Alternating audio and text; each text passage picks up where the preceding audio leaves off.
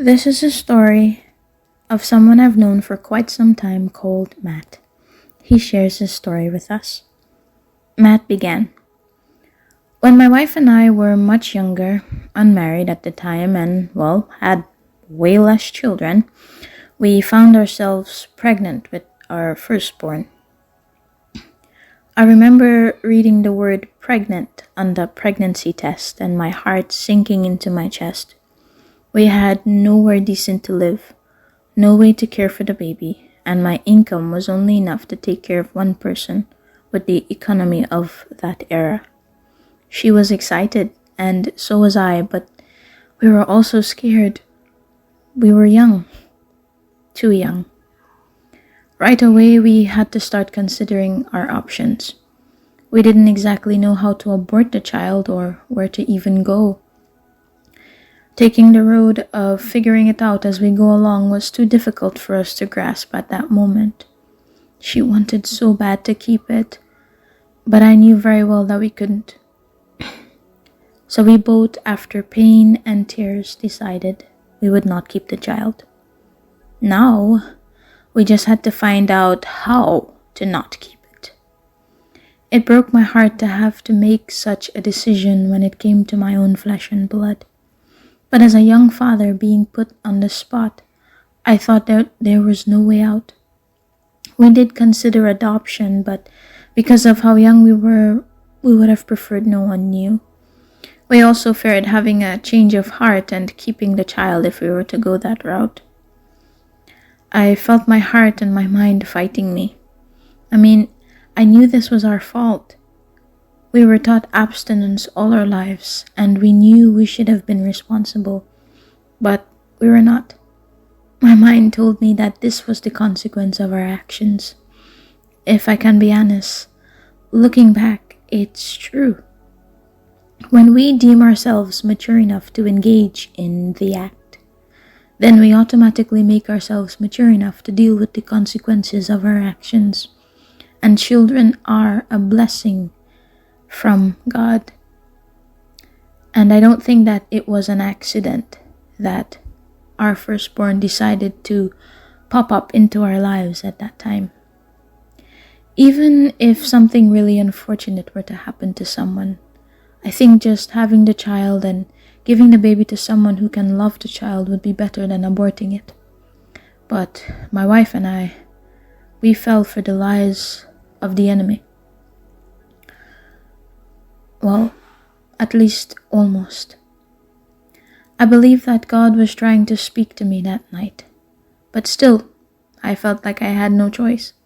So God himself intervened. Not only could I not find any abortion clinics that would privately do it, I even went to the pharmacy to try and purchase the pills, instead only for them to turn me down.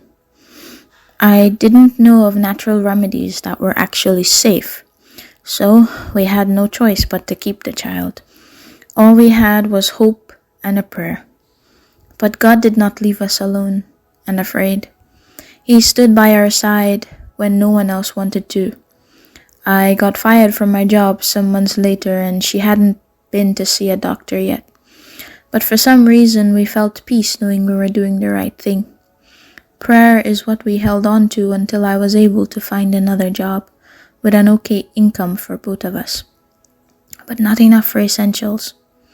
One day, someone reached out to me when my wife and I was at the point of giving up. They said that God had not given up on us and he wanted us to be married. So she and I got married 2 months before she was due. After that, someone reached out to us again, provided everything we needed for the baby, brand new and free of charge. Even helped us get an apartment for her and I to stay while I continued to work to provide. I couldn't believe it. God cared so much that we trusted in him and we relied on him, and he loved our child so much that he was willing to provide all that we needed.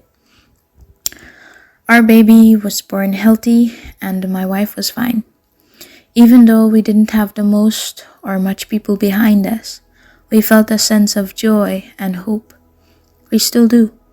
Looking down at the tiny thing we had made, I was so angry at myself and of how I could think of such thoughts. Our firstborn has grown us, matured us, tried us in patience, but has also loved us so very much, and we just can't imagine life without our little silent Powerball. God hasn't let us down yet. As every child we've had, we haven't had to purchase much for them, because He always provides everything just when you need it. For that, I'll forever be grateful that He didn't let me live with that guilt for the rest of my life, but that I'd get an opportunity to see a little human being thrive. Also, a little something I feel men say but are not heard. I know from previous experiences and maybe a whole lot of trauma, women have been taught that men don't want to be dads and men don't care about their children. But when you guys, as a woman, choose to have an abortion, some of us who really want to be fathers feel it. Because even if you don't want the responsibility of being a mom, some of us really want the responsibility of being fathers. I heard of a guy whose girlfriend committed abortion when the baby was 8 months to term, and he was in so much pain because he'll never get his little girl back. He'll never know what she looks like or never hear her say dada. He was more than willing to do anything and everything for his little girl. Some of you women have men willing to stand with you no matter what. Maybe we can consider giving them a chance to be fathers, even if you can't handle the responsibility. It's okay to feel like you can't handle it.